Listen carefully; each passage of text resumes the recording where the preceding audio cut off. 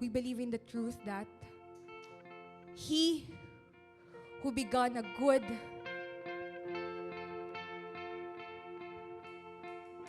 thing, a good work in our life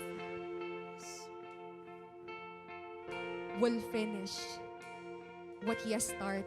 Amen. Come on, pwede mo bang itaas ang iyong mga kamay? No matter what you are going through, God wants to tell you that He will deliver you and He will carry you until the end. Just believe. Yes, Lord.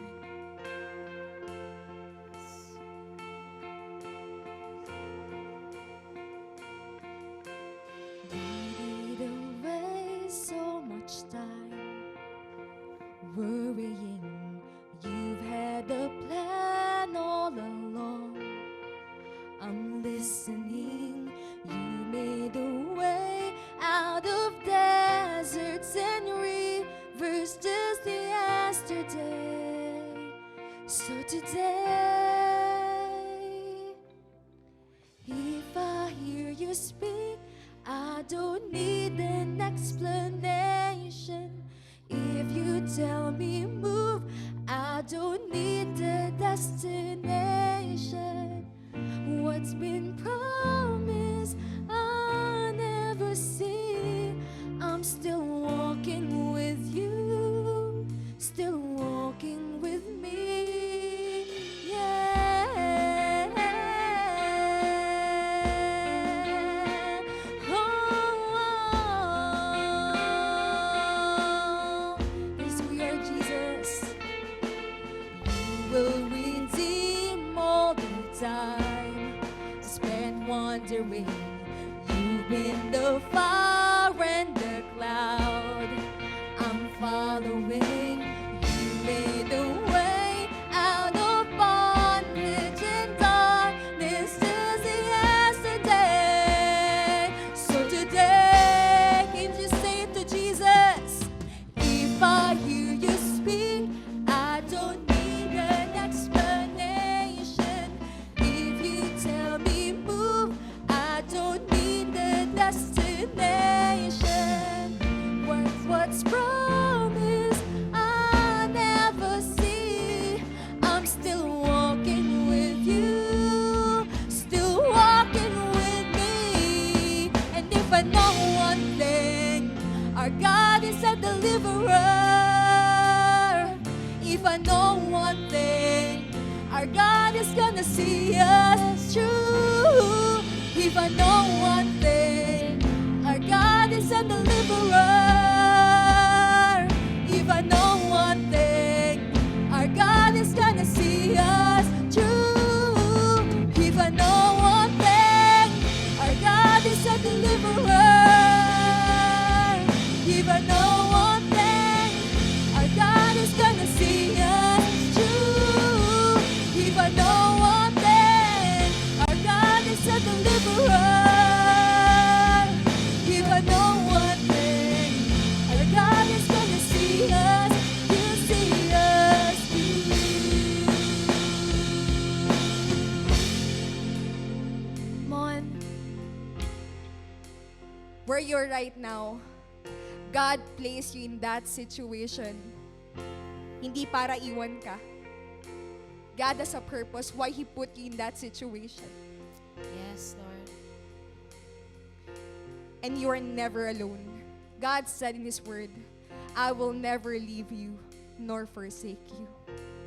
Come on, believe that truth. Yes, Jesus. Never alone in the battle, He'll see us through. Never alone in the desert, can you say, He'll see us through. Never alone in the fire, He'll see us through. Yes, He will. He'll see us through. Yes, He will. He'll see us through. Never alone in the water, He'll see us through. Never alone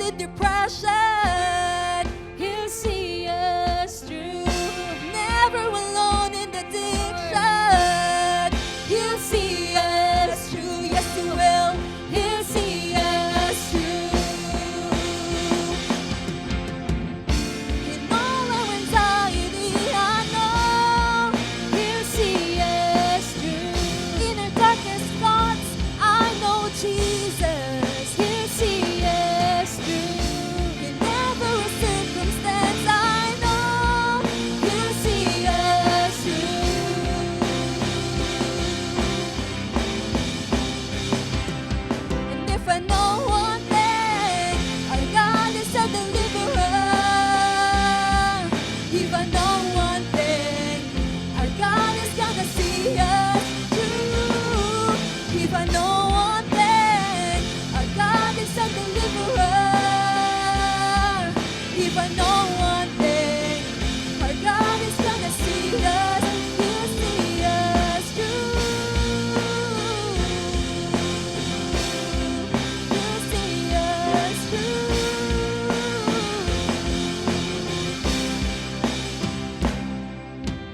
You made a way out of deserts and rivers. You made a way out of bondage and dark. Yes, Lord, we believe. You made a way out of deserts and rivers. You made a way out of bondage and darkness. You're making a way out of deserts and rivers. Jesus, making a way out of You're making a way out of deserts and rivers. You're making a way. You're making a way. And if I know one thing, our God is a deliverer. And if I know one thing, our God is gonna see us through.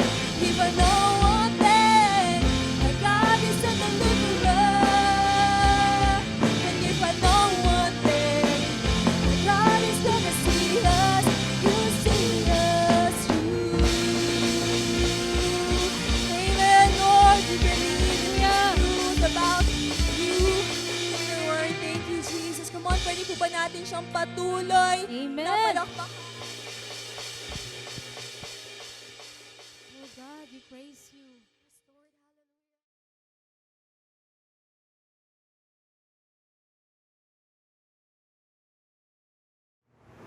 Isang mapagpalang araw, Zion Christian Fellowship Baliwag. Patuloy po tayo sa atin pong last installment ng ating More Than a Conqueror series. This coming Sunday, meron tayong bubuksan at pasisimulan na bagong serye o tema ng ating pong pag-aaral ng salita ng Panginoon.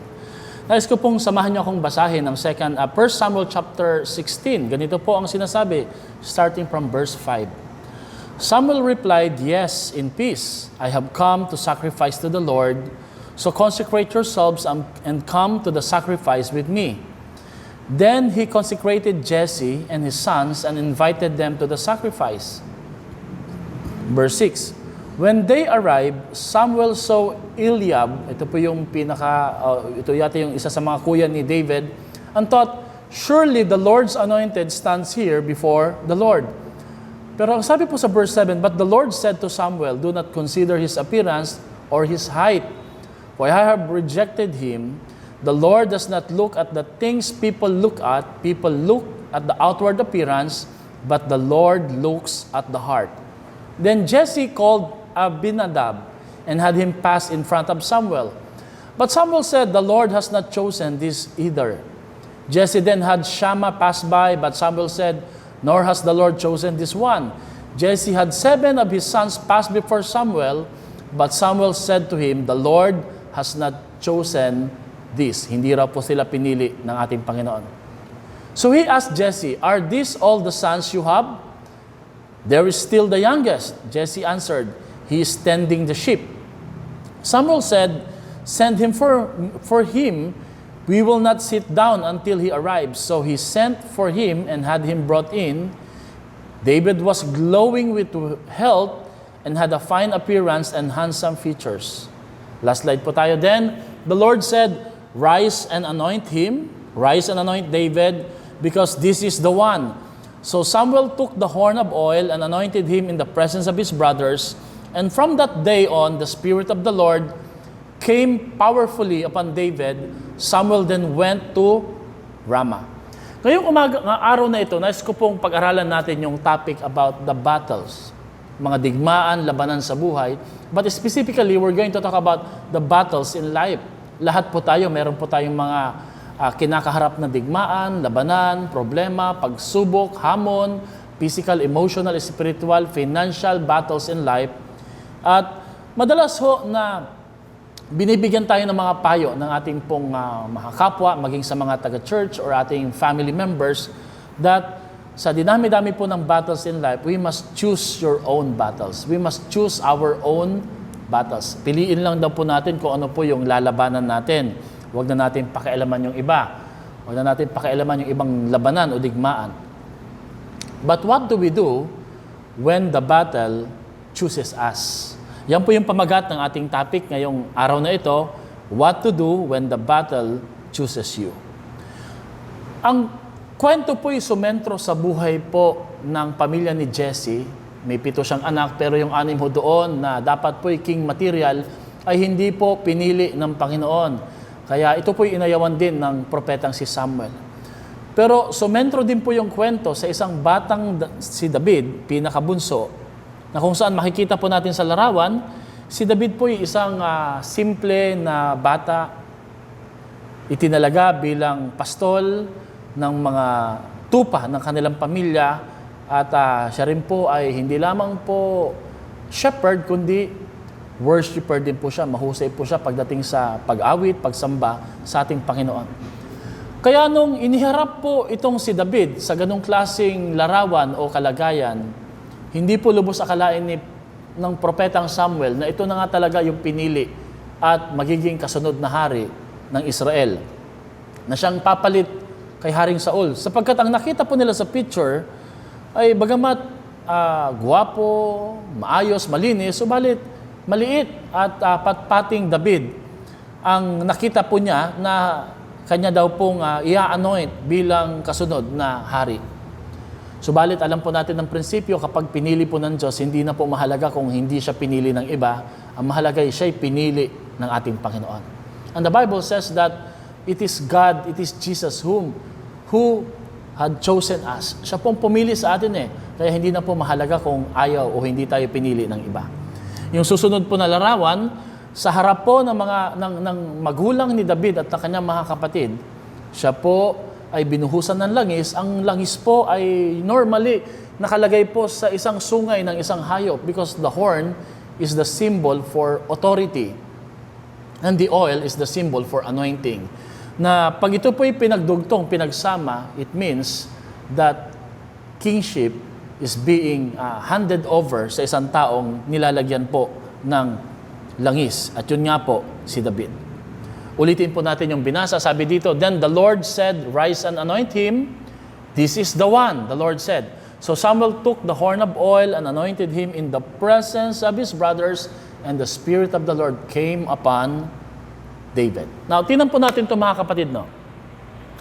David was not only chosen for royalty, but it looks like he was also chosen to bring rivalry sa kanyang mga kapatid sapagkat nainggit po sila.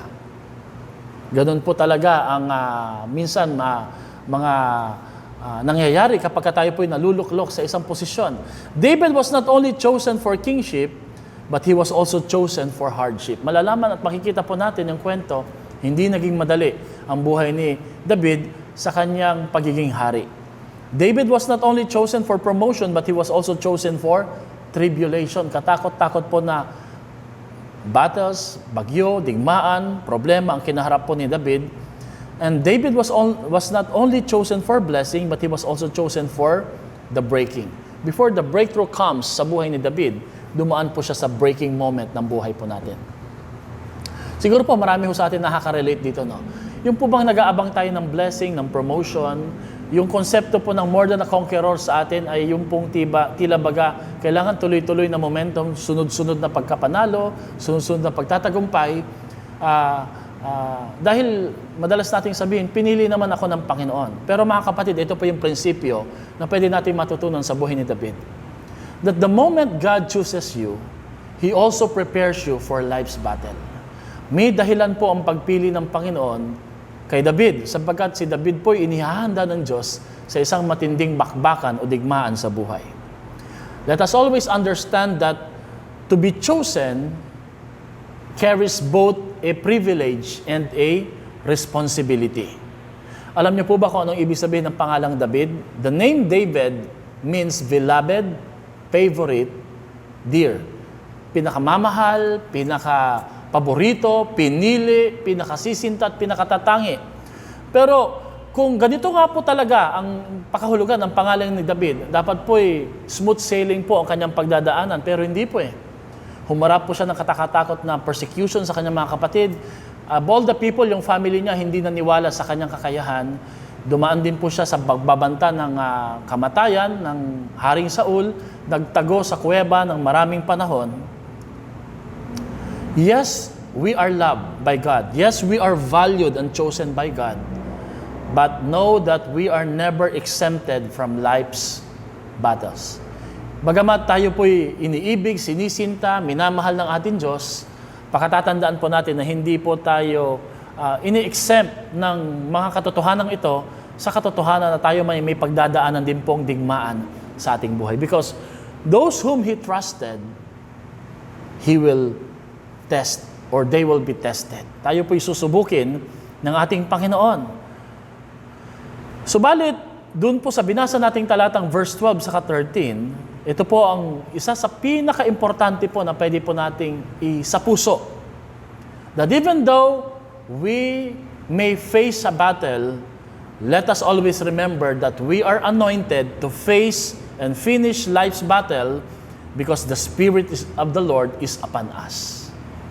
Bagamat may makakaharap po tayong digmaan, problema sa pangkasalukuyan, ikaw man ay cell leader or cell member, ikaw may naglilingkod sa Panginoon o nagpaplano pa lang maglingkod, bakit may digmaan? Lagi mong tatandaan, ikaw ay anointed ni Lord. Ikaw ay pinalalakas ng Panginoon, empowered by God, not just to face the battle, but to finish life's battle. So, pwede po natin ideklara ngayong araw na ito, na magamat may kinakaharap po tayong mga digmaan sa buhay na hindi maiiwasan, let us always believe and declare that we are chosen, we are anointed, and the Spirit of the Lord is upon us. Therefore, we are more than conqueror. We are more than conqueror. Now, people will always evaluate you based on your position, prestige, and power.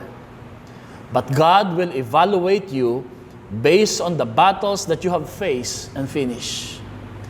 Sa unang tingin po, pinagdudahan, kinainggitan na po ng mga kapatid ni David kung bakit siya po yung pinili ng ating Panginoon.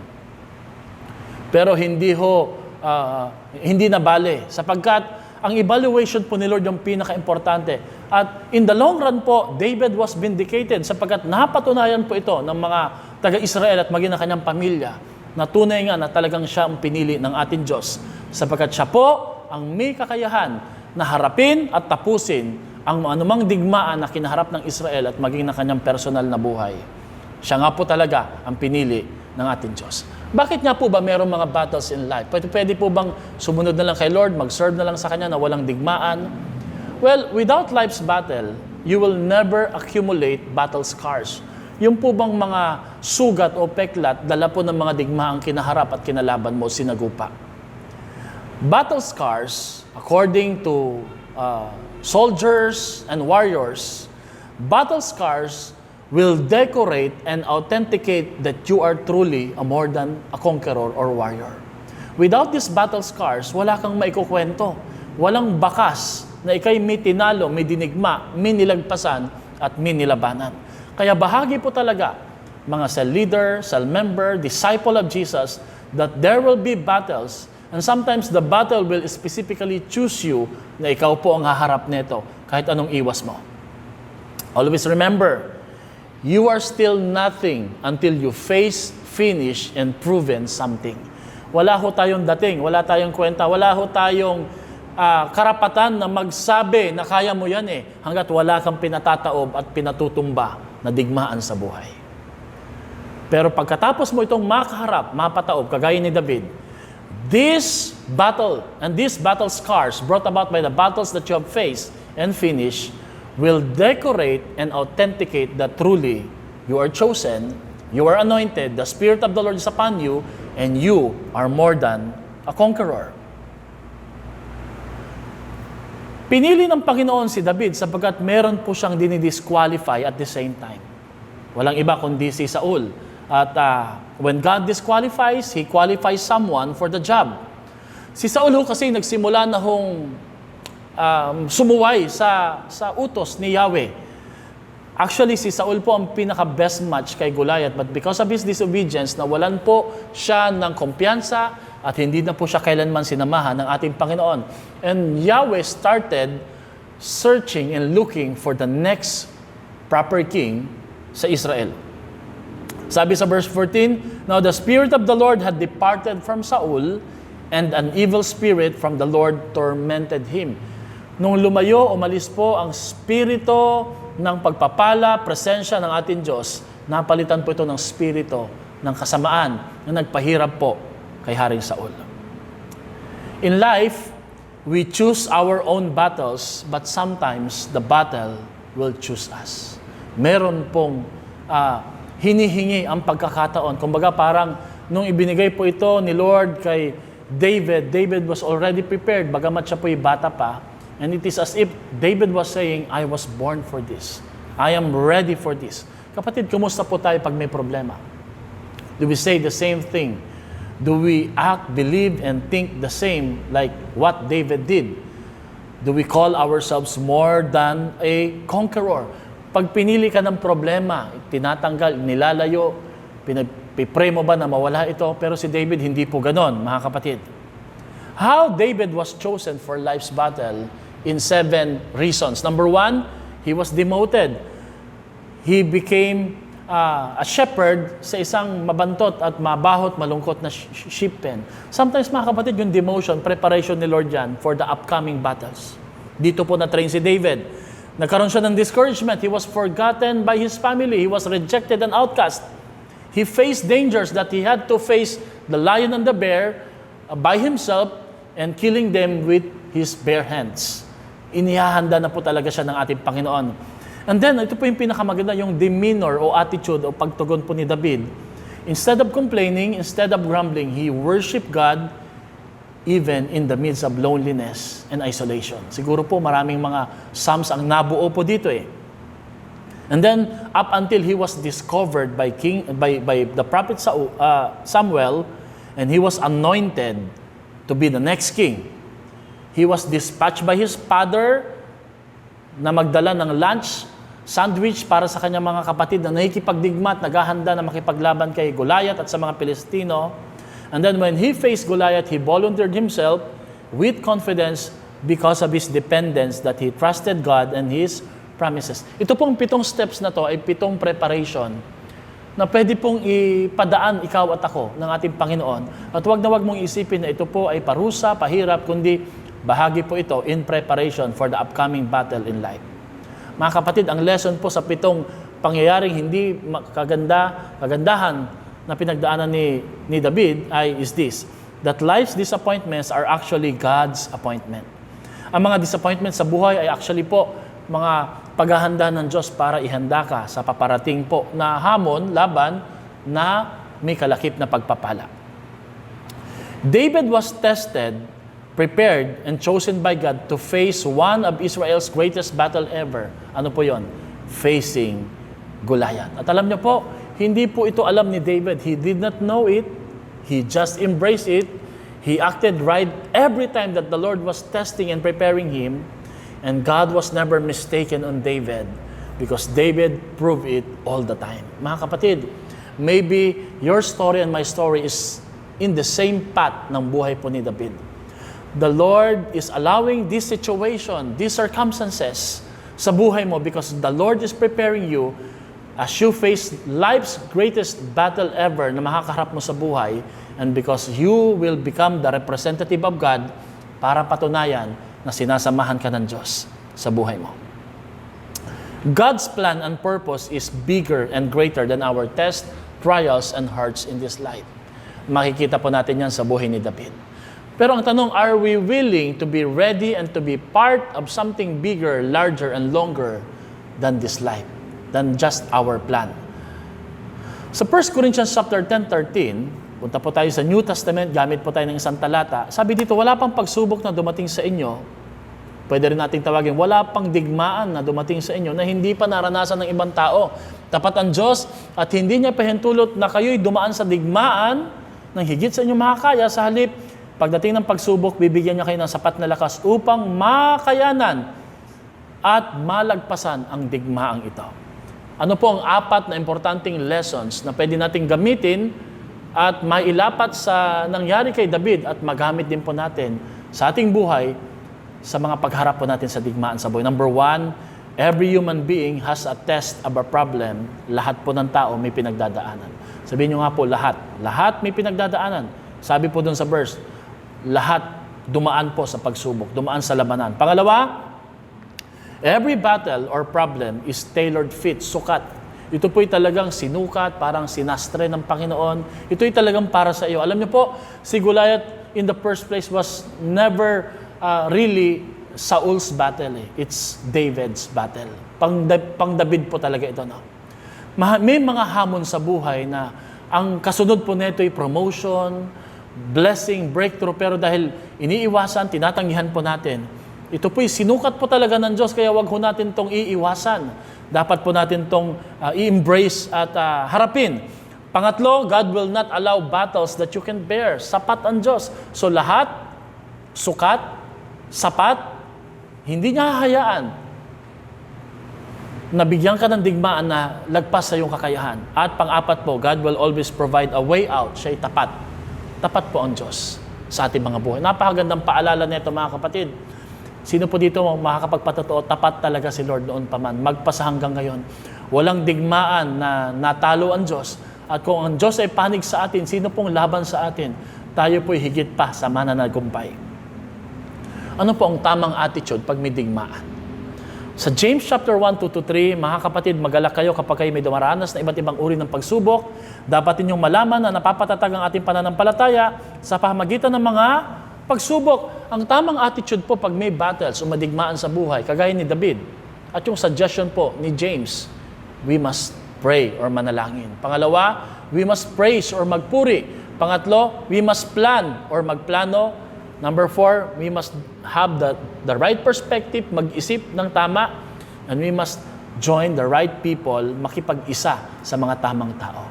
Ito ho ang demeanor ni David, at nawa po ito rin po ang maging demeanor o maging behavior po ng bawat isa upang matiyak natin ang katagumpayan sa hamon sa buhay. Meron ka bang digma ang kinakaharap ngayon? Bakit hindi mo pasalamatan si Lord? Are you still serving the Lord? O are you excusing yourself na hindi muna ako dyan? That's not the right attitude to face life's battle.